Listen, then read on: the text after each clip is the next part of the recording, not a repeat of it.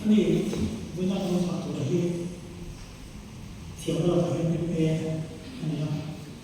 đi có sự thực hiện sự tập không cái số công an của phần đi của ra đàn lịch khá đàn ấy chứ đủ thì nó lại khá chút vào cầu đó các bạn chúng ta lại cho sợ thì nó chưa cho cái của phần gian bộ thế chiến thuật hóa thế mà khám phá thì chúng ta cho về sao cho anh trong trái nào bằng sọc đồ anh cuộc sống trong cảm giác thiếu kẹt mà đến số hóa chúng ta cho fellowship lễ sắp committee trong in một phần trong hóa chúng ta nhận cho mình mở trong in song đó này tìm kiếm một cái làm một cái nó chúng ta cho testimony mai tháng nó chúng ta nhận một phần trăm của cáiประเทศของเราmai tháng nó chúng ta cho về sau này trong đây tụi em sẽ nói biết lo rồi nhận thế là một số xe chúa tồn tại có một phần trong những nó này thì phải sống nhưng có thích là phải không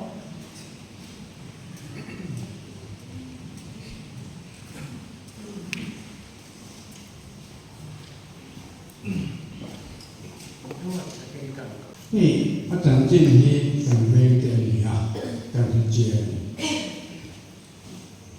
การใช้เวลาเรียนเดี่ยวการสาธุหวังเล็กการต้องหวังเองเริ่มที่เขียนเตะเริ่มที่เขียนเตะการใช้ตัวแล้วไม่จุดก็จะเป็นต่อกันนาเริ่มที่เขียนเตะก็ตัวมันป่วยเนี่ยวิเศษขนาดไอ้โจยินทั้งตัวยักษ์โอ้นั่นมันตัวเล็กกันไปสักตัวที่พระเจ้าเอามานี่กันมิจฉารับเนี่ยเฮียนมาละมาไอ้ผีกันรับฉักละมาโอ้ทั้งละมาเล็กกันมิจฉารับเนี่ยไอ้ผีนี่แต่ชวนของตัวที่โอ้นั่นมันตัวเล็กนั่นแหละค่ะกำลังที่กันเองแต่ชวนของตัวนะเหตุอารมณ์จับเส้นก็เป็นการจับหินเลยนะแค่เดียวเส้นถึงช็อตอยู่ก็นั่นนี่เป็นมันไม่จะเหตุอารมณ์จับเส้นอาจารย์กุมโซมเบียละมาคานก็เชื่อสว่าทำระวังจุ่มวิเกตบุตุมนี่อินกับยาปาตัวเล่มิเชลิตีละตีโตเฮนี่การที่ทุกเมื่อจะไปจนการที่ชี้ในการเวทควายหันก็ชอบตัวก็มุเทกันแล้วนี่ปาตัวนั้นเจ็ดตัวก็ประเทศเจ็ดตัวก็มิสเตอร์นี่ก็ชอบตัวก็ให้ก็มุเทียมรัดเราก็ไม่ได้แต่ช่วงการเรียนนะครับก็เสียจุลมาดูหน่อยเห็นอารมณ์ชอบเวทายนี่ว่าตัวชีวิตตัวพวกกันในเวทเสียใหม่มิชชันนารีเป็นชอบตัวพวกกันในเวทเสียใหม่ดูกินอะไรพวกเห็นเห็นมิชชันตัวนี้ตัดใหม่แล้วดูที่กันพิจารณาตัวตาการรวยจุนลูมาเสละการกุดอันนี้กันนี่รามจักรวรรดิพิจารณาอันนี้กันอันนี้อารมณ์นั่นส่งเลยอารมณ์นั่นจุรามจักรวรรดิพิจารณาอันนี้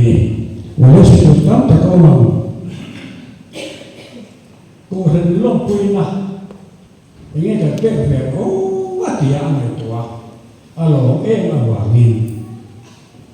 อันนั้นมันใส่แบบไม่ใช่กันยาเจสันนาฮีอดุตัวบริการเป็นเวลาทางนี้อติยาให้กันหลานตัวนี้ที่จวนกันหลานลายเฮียนก็เห็นไม่มาส่งอาเทเปียแต่จุอินเดียง để chúng ta làm nó trong ra những cái này là ngà chính vì do chuan upa là làm bao tuổi thế mình chỉ biết là buộc cái ngà bây giờ cái nó tiếc rồi nè cái qua mình buộc đến về đâu nha cái gì về cái cái hàng mình buộc đến về là chuan cái thì nó uống biết không sao cái chuyện ông ta tụi nó đâu thế này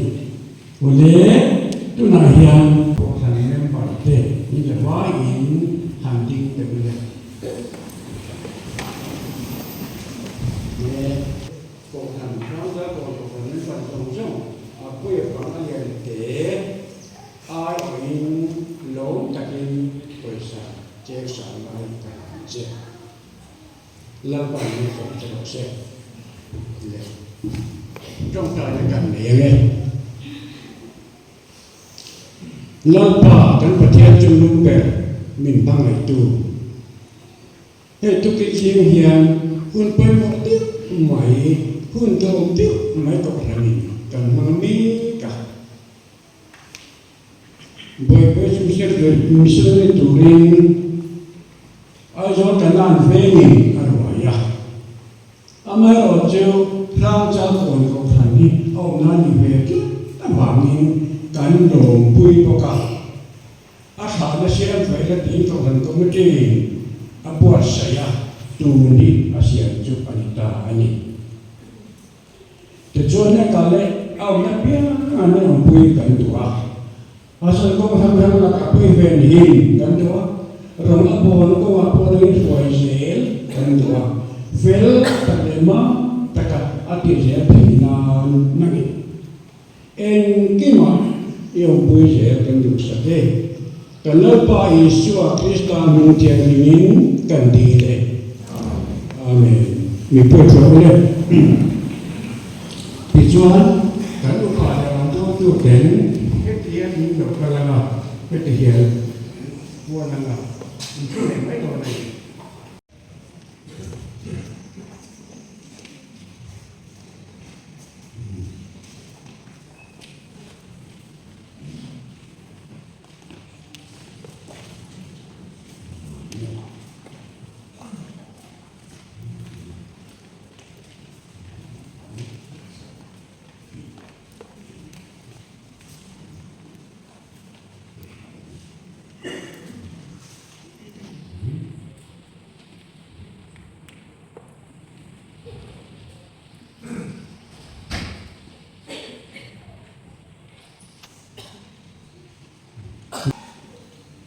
FD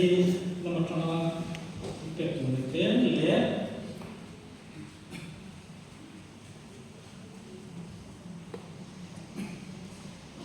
FD nomor tengah kemudian mencuang ini ada kan selain berzina dari kantor dan bila pengen lom lebih disiplin in ama mula berbuat apa lom tu kan sulit tak ni di luar jual nombor tu mun kuasa satu BCM kadang kau satu apa lom ni ha boleh yang kan segitu jual kan lom ni yang dia turin kuasa tiada je kan berbeda akan zel tu lah lepas beng soal je sekitar kan dosa lah ni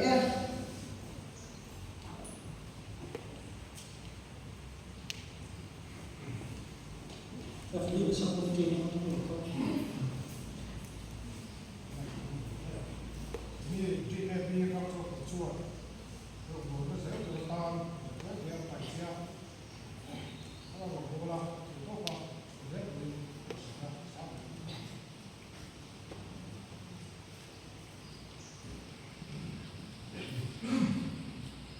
Dile, satu minit tengah, kita membuat penolongan.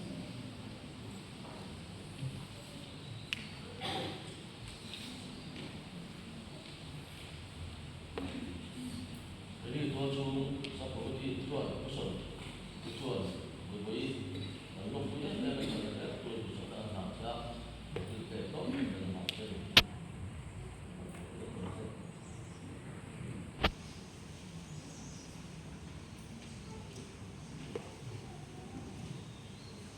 Kaum seperti ini, aktif dengan apa tu, dengan tujuan mình mở làm thuộc nó một chúa xong nó còn nhiều không nhận đấy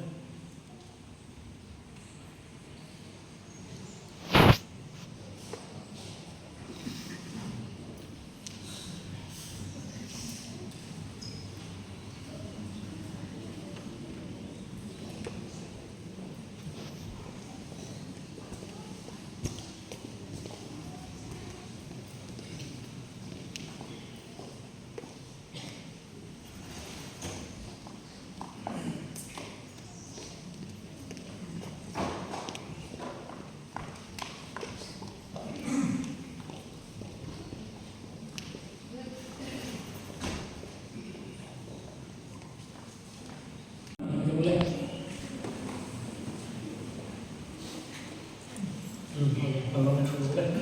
itu soal untuk berkahnya kalau dimana dia setiap grupnya kalau gameplay so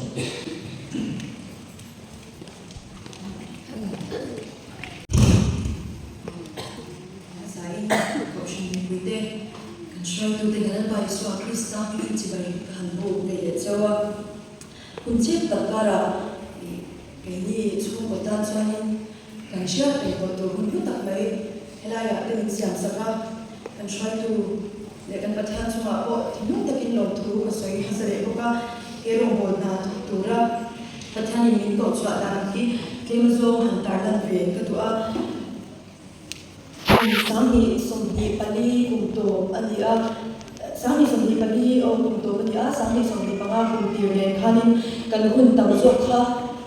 dam do ina kan manga ko shan chu wa te chuan min shat pui vet anga kan nan na torte kan han be ni te kha a tho na gor la turin pathian ne na khanin kan dil ve china te to bin kan chung wa te hian pathian kan aw ve china kan na torte kha an la we kati la ma se kan tor lo khobri lu na te lu ngai na te hi kan pathian hian min khen don lo ti chat takin ka sha a chumi ti cha to chuan pathian hian la thumang hian min shi fi a a in lo shi thau la kan cha chho ba ma ka din mun ka mai ko in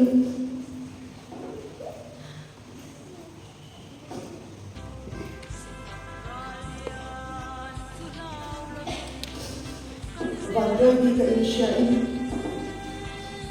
dan bok kacau lok nami lumpi dong aku mulai pun itu lepas itu kalau kak bedong mana ni kacau lah aku ini kan senang dia menghilang menghilang kan juga di dalam kene ini syiar dia tidak kan hantu dia kapain ngorong senang kan suwa chuan kan mi pali chung ani a engki na pa direct ani a engki na kan ron direct ani a ini palsan chi a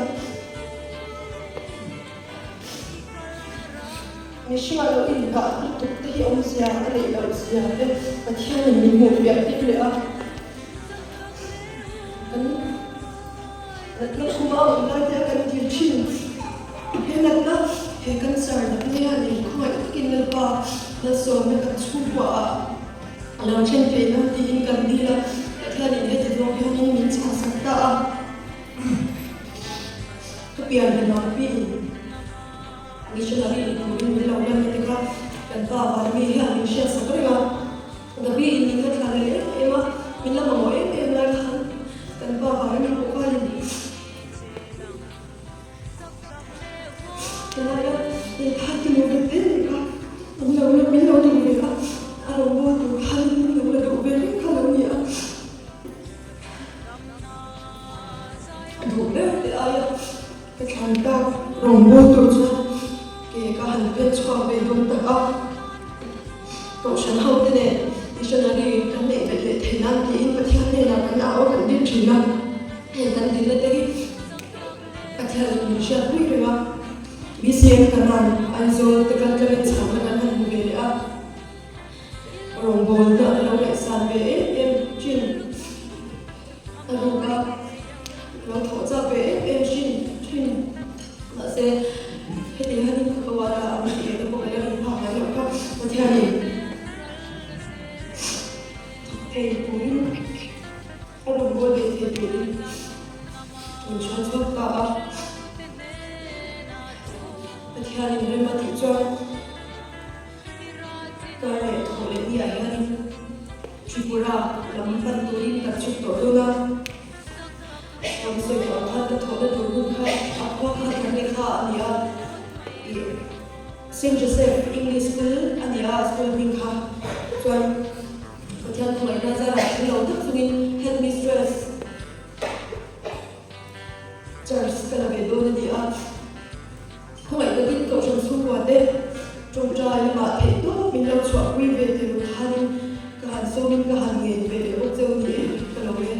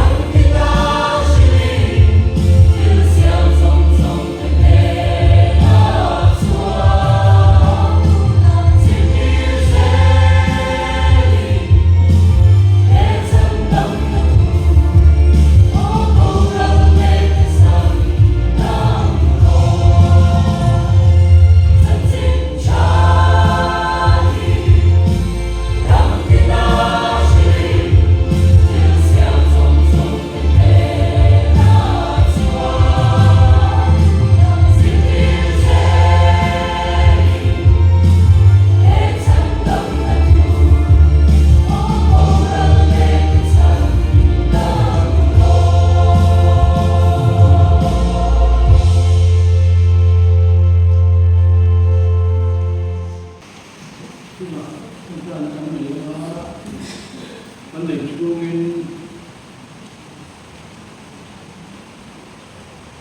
mình hiểu tiếng đẹp mà các cái đồ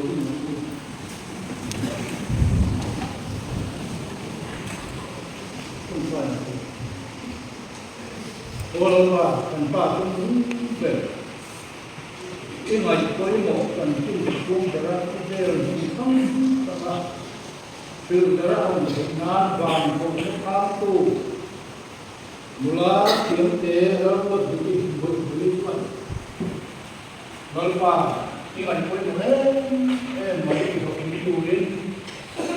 hơn lại lùng đó bốn cuối mấy cái thế lùng là đã chú là biết ra đã để pha mula cái cần tin sắp qua cái ngày cuối đó để từ đó chúng tôi đến cơ sở thả mình đã đến hồn về chúng ta đây chứ ăn luật sổ đó anh đi ra hơn ba năng in cần quy ra cái cần tin thả áp quần các bạn ăn đồ tin thầy ăn xua đó ăn quá lúc mày nát thế har sạch nát thế mang ăn nát thế cả rồi đi cô anh đi làm cái tiếng hôn alo thành cha quay năng in cuông quay adu là kinh là ba quay là adu mình đào sa tất tuổi cảnh nghề kia gọi qua chú mấy chú được mình lồng nó là hiểm na tham mua na cái tiếng ông lại quay năng in cuông quay dính là ba là cái đó là mình phúc bài chú này là mình đi ăn năng in ô pa hồn cũng quý đi ngày cuối mấy em chẳng xin là các thầy làm tốt xin nát tê đến thế thầy nát để phần tập cái bộ cái gì cũng sẽ ra đầm nó là cái xe nó cái thế đó thà rào cô rồi mà tuần ai chặt rô quá đi xuôi gần qua năng in yên cô tất tuần tuần hôm nay hiền cái tuần nào cũng là nó đi tin hay cũng là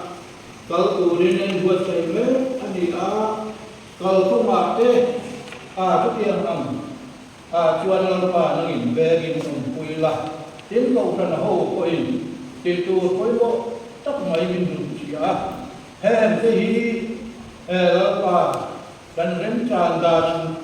dễ là trong trai nó thành cần tổ là quý dễ thì nó tụt quý câu cần bị quý chứ bộ cần rửa rửa là mình thổ sạch ba cần đủ khóc mấy tên đã tàu sân ta chuông thế trên lệ rửa bộ cần hỗ chứ bộ tham quan đã thành mình để tiêu chủ đến trung tâm chú cần lời cho mình cần đi lệ chú lệ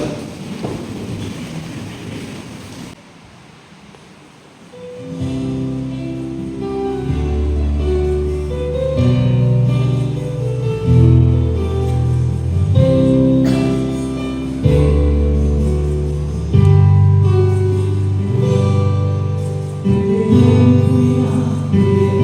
cho kênh Ghiền Mì Gõ